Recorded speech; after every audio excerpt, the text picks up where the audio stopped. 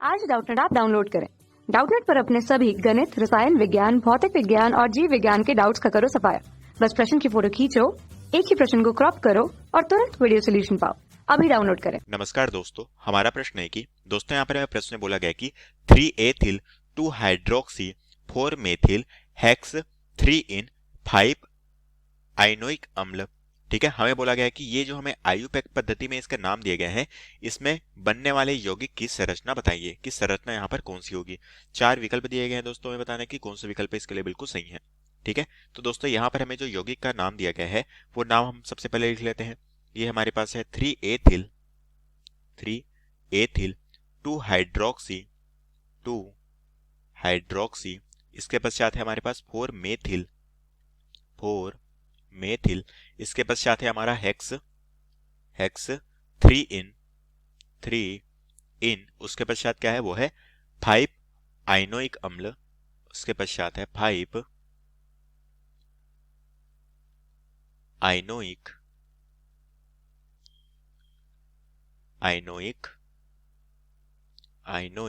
अम्ल। ठीक है, ये दोस्तों हमें आयुपैक पद्धति में पूरा नाम दिया गया है।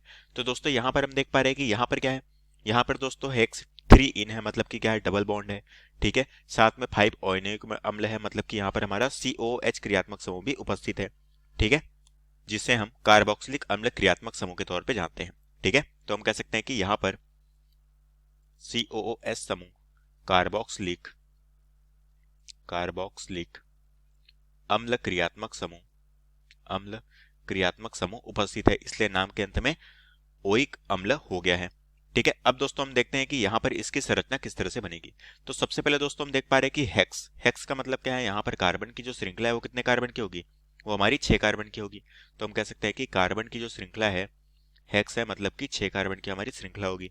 तो सबसे पहले मैं 6 कार्बन को इस तरह से व्यवस्थित कर सकता हूँ। ठीक है, किस तरह से हम 6 कार्बन को व्यवस्थित करेंगे, सबसे पहले दोस्तों हम देख पा रहे हैं 6 कार्बन हो जाएंगे हमारे इस तरीके से 1 2 3 4 5 और 6 कार्बन हमने व्यवस्थित कर लिए। ठीक है, अब दोस्तों एक एक करके हम देखते हैं। तो सभी कार्बन में हम देख पा रहे हैं हेक्स 3 इन, इस कार्बन को मैं नामांकित कर लेता हूँ। ये हो गया पहला कार्बन, दूसरा, तीसरा, चौथा, पांचवा, छठवा, 6 कार्बन हमने यहाँ पर नामांकित कर लिया। अब हमारे क्या है, हेक्स के बाद 3 इन है, मतलब कि तीसरे और चौथे के बीच में क्या होगा, हमारा डबल बॉन्ड होगा।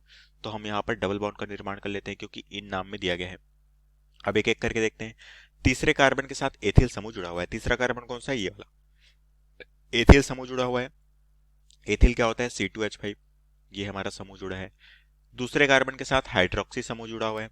तो दूसरे कार्बन, ये वाला जो कार्बन है, इसके साथ हाइड्रोक्सी समूह, मतलब कि OH का क्रियात्मक समूह जुड़ा हुआ है। ठीक है, चौथे के साथ हमारे क्या है, मेथिल समूह जुड़ा हुआ है। चौथा कार्बन कौन सा है, ये वाला है, इसके साथ हमारा मेथिल समूह क्या होता है, CH3 जुड़ा हुआ है। ठीक है, इसके पश्चात हेक्स 3 इन, ये तो हमने बना ली है। इसके बाद है 5 ओइक। अब दोस्तों यहाँ पर क्या है, अब यहाँ पर है 5 आइनोइक अम्ल। आइनोइक अम्ल क्यों कहा गया है, क्योंकि दोस्तों यहाँ पर क्या है, 5वें कार्बन के साथ हमारा ट्रिपल बॉन्ड भी उपस्थित है। ठीक है, तो दोस्तों हम कह सकते हैं कि यहाँ पर आइनोइक अम्ल है, मतलब कि 5वें कार्बन के साथ हमारा जो है ट्रिपल बॉन्ड भी उपस्थित है। तो हम दोस्तों 5वें और 6वें कार्बन के बीच में क्या होगा, हमारा ट्रिपल बॉन्ड उपस्थित होगा। ठीक है, तो यहाँ पर हमारे हाइड्रोजन गायब हो जाएंगे, क्योंकि यहाँ पर इन दोनों के बीच में क्या है, ट्रिपल बॉन्ड है। तो मैं इस तरह से ट्रिपल बॉन्ड का निर्माण कर लेता हूँ। ठीक है, अब यहाँ पर क्या है, आइनोइक अम्ल।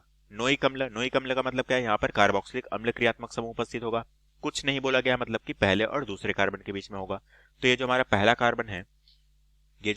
कार्बन है, इसके साथ दोस्तों मैं क्या जोड़ लेता हूं, इसके साथ हम यहाँ पर COOH क्रियात्मक समूह, कार्बोक्सिलिक अम्ल क्रियात्मक समूह हम यहाँ पर जोड़ लेते हैं।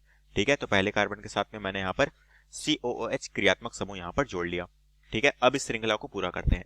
तो यहाँ पर दोस्तों हमारा एक क्रियात्मक समूह जुड़ गया, तो ये क्या हो जाएगा, ये हो जाएगा हमारा CH2। ठीक है, ये एकल बंध से जुड़ेगा CH के साथ। ठीक है, अब ये जो हमारा CH है, ये एकल बंध के साथ किससे जुड़ेगा, इस कार्बन से। यहाँ पर हमारा एथिल समूह जुड़ा है, साथ में डबल बॉन्ड है, तो हाइड्रोजन यहाँ पर नहीं होगा, यहाँ पर भी हमारा हाइड्रोजन नहीं होगा। ये एकल बंध से इस कार्बन के साथ यहाँ पर ट्रिपल बॉन्ड है, यहाँ पर हमारा एक हाइड्रोजन उपस्थित रहेगा। तो ये दोस्तों हमारी श्रृंखला जो है, ये हमने आयुपैक नाम के आधार पर बना ली। अब दोस्तों हमें यहाँ पर ऑप्शन में क्या दी गई है, संरचना के तौर पर दी गई है। तो अब दोस्तों हम इसकी संरचना बनाते हैं कि इसकी संरचना यहाँ पर किस तरह से बनेगी। ठीक है, तो दोस्तों यहाँ पर अगर देखा जाए तो सबसे पहले क्या है, पहला, दूसरा और तीसरा कार्बन, उसके पश्चात क्या है, डबल बॉन्ड है। तो मैं सबसे पहले इसे संरचना के तौर पे इस तरह से बना लेता हूँ। ये हो गया हमारा पहला कार्बन, ठीक है, ये हमारा पहला कार्बन है। ये हो गया हमारा दूसरा कार्बन, ठीक है, ये हो गया हमारा तीसरा कार्बन, ठीक है।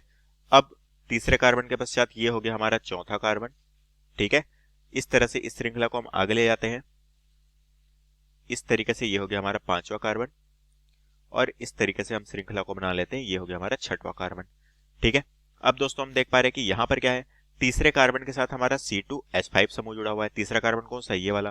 तो हम C2H5 को किस तरह से दिखाएंगे, ये होता है हमारा CH2, ये हो गया हमारा CH3, तो ये हो गया C2H5, ठीक है।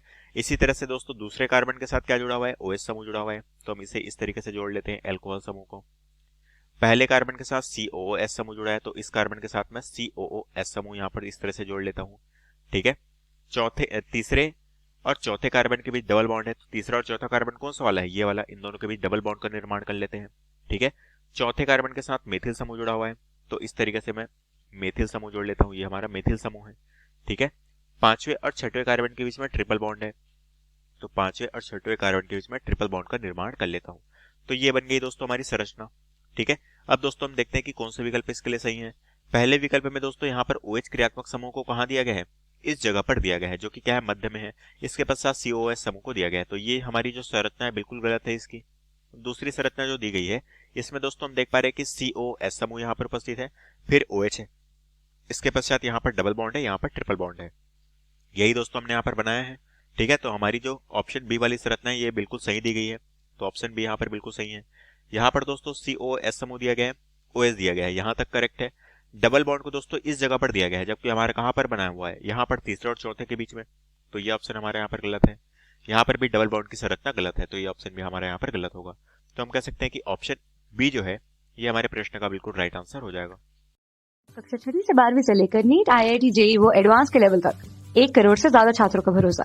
आज ही डाउनलोड करें डाउटनेट ऐप या व्हाट्सएप करें अपने सारे डाउट्स 8400 400 400 पर।